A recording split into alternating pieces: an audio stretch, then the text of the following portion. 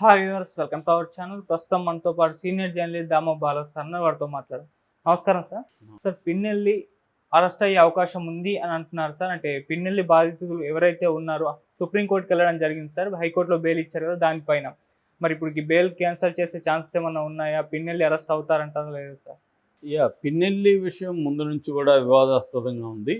పిన్నెల్లిని arrest చేయమని EC చాలా ఆగమేఘాల మీద ప్రకటించడం, దానికి తగినట్టే పిన్నెల్లి కూడా ఎస్కేప్ అయిపోయి పోలీసులకు దొరకకుండా తప్పించుకోవడం, చివరికి హైదరాబాద్లో పోలీసులు రుద్రవరం దగ్గర చేజ్ చేస్తే కారులో డ్రైవర్ అండ్ బాడీ గార్డ్ మాత్రం ఉన్నారు, వాళ్ళిద్దరిని అరెస్ట్ చేశారు. పిన్నెల్లి దొరకలేదు. చివరికి పిన్నెల్లి ముందస్తు బెయిల్ కోసం హైకోర్టులో పిటిషన్ వేశాడు, బెయిల్ పిటిషను. దానికి సంబంధించి హైకోర్టు బెయిల్ ఇచ్చింది.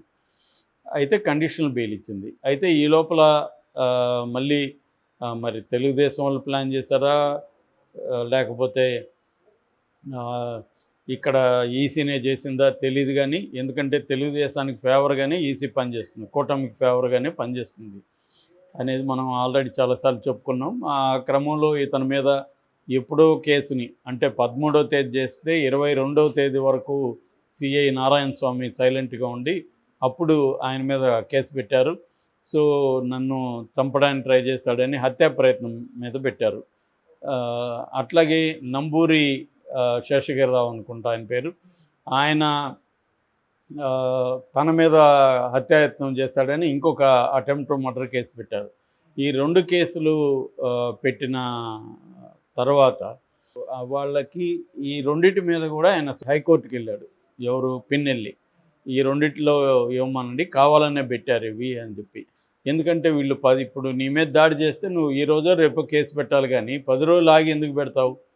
సో దాంట్లోనే క్లియర్గా అర్థమవుతుంది కదా. అంటే ఈయన మీద 7 ఏళ్ల కంటే పైన జైలు శిక్ష పడే సెక్షన్లు లేవు అన్న వాదనని వీళ్ళ అడ్వకేట్ నిరంజన్ రెడ్డి హైకోర్టులో వాదించాడు. అందువల్ల ఈయన అరెస్ట్ చేయకూడదు, 45A కింద నోటీసులు ఇవ్వాలని.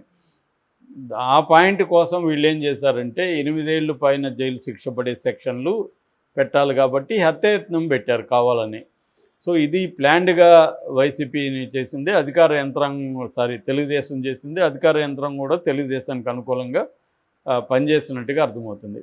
ఈ క్రమంలో 2 పరిణామాలు చోటు చేసుకున్నాయి పిన్నెల్లి కేసులో. ఒకటేమో పిన్నెల్లి తన కేసులకు సంబంధించి విచారణ అధికారులే కావాలని నా మీద కేసులు పెట్టి వేధిస్తున్నారు, ఇప్పుడు వాళ్ళే నన్ను విచారిస్తే న్యాయం నాకు జరగదు, వాళ్ళని మార్చండి అనేది హైకోర్టుకి వెళ్ళాడు. సో హైకోర్టు ఈ విషయాన్ని మీరు ఏం చర్య తీసుకుంటున్నారో మాకు చెప్పండి అని ఎలక్షన్ కమిషన్కు పెట్టింది. Election commission Karempudi CI Narayana Swamy మీద వేటు వేసింది, సస్పెండ్ చేసింది, ఆయన మీద విచారణకు కూడా ఆదేశించింది. కానీ మిగతా వాళ్ళ మీద కూడా ఈయన ఎస్పీ మీద పెట్టాడు, తర్వాత అక్కడ ఉన్న ఐజీ మీద కూడా, గుంటూరు రేంజ్ 5 మీద కూడా పిన్నెల్లి పెట్టాడు. దాని మీద మరి ఈసీ ఇప్పటివరకు ఏమీ చర్య తీసుకోలేదు. మరి ఈ విషయంలో హైకోర్టు ఎలా రెస్పాండ్ అవుతుందనే చూడాలి. ఎందుకంటే పై అధికారులు వేధిస్తున్నప్పుడు కింది అధికారులని ట్రాన్స్ఫర్ చేయడమో సస్పెండ్ చేయడం వల్ల ఉపయోగం ఏమి ఉండదు కదా. పై అధికారి చెప్పినట్టే కొత్తగా వచ్చే సిఐ కూడా అతని మాటే వింటాడు కదా ఎలాగో. సరే, ఇది ఎందుకు జరుగుతుంది అంటే ఈసీ చాలా విషయాల్లో ఏం చేస్తుందంటే ఒక కక్షపూరితంగా వ్యవహరిస్తున్నట్టు కనబడుతుంది మనకి వైసీపీ విషయంలో. అంటే తనేదో ఒక పర్సనల్గా ఇద్దరు గ్రడ్జిని ఉన్నట్టుగా రూల్స్ని ఫాలో కావడం కానీ, లేకపోతే న్యాయ వ్యవస్థ ఆదేశాలని ఫాలో కావడం అనేది కూడా చేయకపోవడం అనేది కరెక్ట్ కాదు. యాక్చువల్గా డెమోక్రసీలో వ్యవస్థల మధ్య ఘర్షణ అనేది ఉండకూడదు. వచ్చినప్పుడు ఖచ్చితంగా న్యాయ వ్యవస్థ పరిధిలోనే ఈసీ పనిచేయాలి. అంటే న్యాయ వ్యవస్థ అనేది ఏం చేస్తుంది? రాజ్యాంగాన్ని పరిరక్షించేదానికి ట్రై చేస్తుంది. రాజ్యాంగానికి భిన్నంగా ఎవరైనా ప్రవర్తించినప్పుడు ఖచ్చితంగా న్యాయ వ్యవస్థ జోక్యం చేసుకుంటుంది. అది ఎవరైనా గవర్నమెంట్ ఇప్పుడు ఒక చట్టం తెచ్చింది, ఆ చట్టం అనేది రాజ్యాంగానికి లోబడి ఉండాలి. రాజ్యాంగాన్ని ధిక్కరించే విధంగా, రాజ్యాంగాన్ని బ్రేక్ చేసే విధంగా ఆ చట్టం ఉన్నప్పుడు కోర్టులు జోక్యం చేసుకుంటాయి. ఆ చట్టంలో ఎక్కడ ప్రాబ్లం ఉందో అక్కడ కోర్టులు దీన్ని తొలగించనని చెబుతాయి. కాబట్టి క్లియర్గా ఏంటంటే రాజ్యాంగానికి లోబడి ఈ ఎలక్షన్ కమిషన్ అయినా పనిచేయాల్సి ఉంటుంది. కానీ మన దేశంలో పరిస్థితి ఏంటంటే సెంట్రల్లో ఏ ప్రభుత్వం ఉన్నా అన్ని వ్యవస్థల్ని తన గుప్పెట్లో పెట్టుకోవడానికి ట్రై చేస్తుంది. గతంలో కాంగ్రెస్ అదే పనిచేసింది. ఇప్పుడు బీజేపీ ఇంకా ముందుకెళ్ళి సిస్టమేటిక్గా వ్యవస్థలన్నింటినీ నాశనం చేసుకుంటూ వాటి అటానమీని దెబ్బతీస్తూ తన వైపు తన కంట్రోల్లోకి తీసుకోవడానికి బీజేపీ ప్లాన్గా చేసుకుంటూ వెళ్తోంది. అందుకని ఎలక్షన్ కమిషన్ని కూడా ఎలక్షన్ కమిషన్ నియమించే కమిటీలో సుప్రీంకోర్టు న్యాయమూర్తి ఉంటే దాన్ని తీసేసి సపరేట్గా బిల్లు చేసి అందులో మోడీ, క్యాబినెట్ మినిస్టరు, తర్వాత అపోజిషన్ పార్టీ పార్లమెంట్ లీడరు ముగ్గురు ఉంటారు. నేచురల్గా మెజారిటీ ఎవరిదైతే వాళ్ళు చెప్పిన అతనే ఎలక్షన్ కమిషనర్గా ఉంటాడు. సో సెంట్రల్ ఎలక్షన్ కమిషనర్ ముగ్గురు ఉంటే ఆ ముగ్గురిని కూడా మోడీనే నియమించాడు.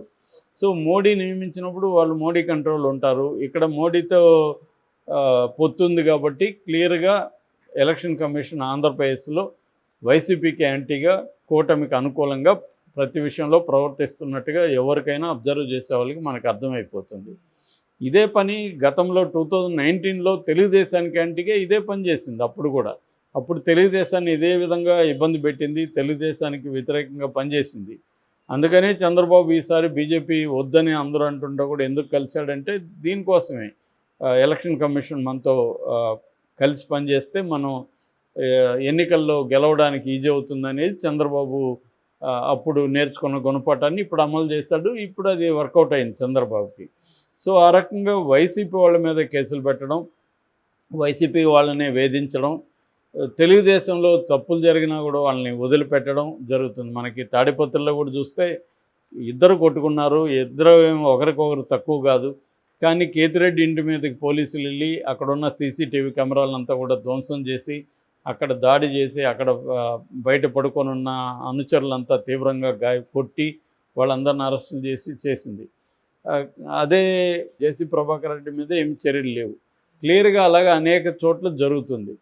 సో దీనికి ఎలక్షన్ కమిషన్ బాధ్యత వహించాలి. ఎలక్షన్ కమిషన్ 4 రోజులు అధికారంలో ఉంటుంది. ఆ తర్వాత మళ్ళీ గవర్నమెంట్ ఫామ్ అవుతుంది. కానీ ఈ 4 రోజులు వీళ్ళు చేసే పనుల వల్ల అనేక అల్లర్లు, అనేక అరాచకాలు, అది ఒక్కరోజు ఆగదు కదా. ఒకసారి నువ్వు అగ్గి ముట్టించేసి వెళ్ళిపోతే ఆ అగ్గి ఎప్పుడు ఆరేది?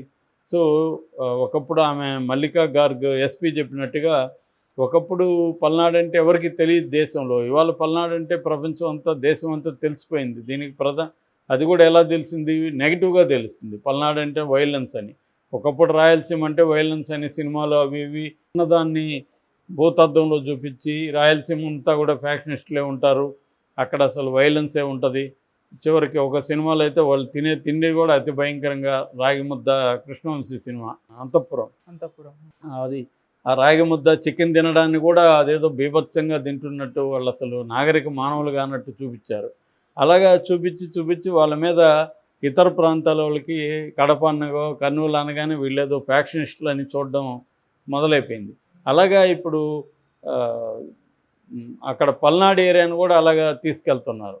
సో నిజానికి అక్కడ ఎవరేమి తక్కువ కాదు. ఈయనకి ఆపోజిషన్గా ఉన్న బ్రహ్మారెడ్డివి కూడా 8 మర్డర్ కేసులు ఉన్నాయి, ఈయన మీద కేసులు ఉన్నాయి.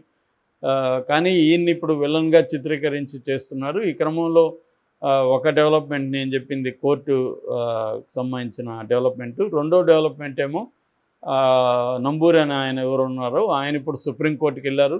హైకోర్టు బెయిల్ ఇవ్వడాన్ని వ్యతిరేకిస్తూ ఆయన వెళ్ళాడు. అతనికి బెయిల్ ఇవ్వద్దండి, అతను నన్ను హత్యాయత్నం చేశాడు, సో అతను బయట ఉంటే నాకు ప్రాణాలకు ప్రమాదం,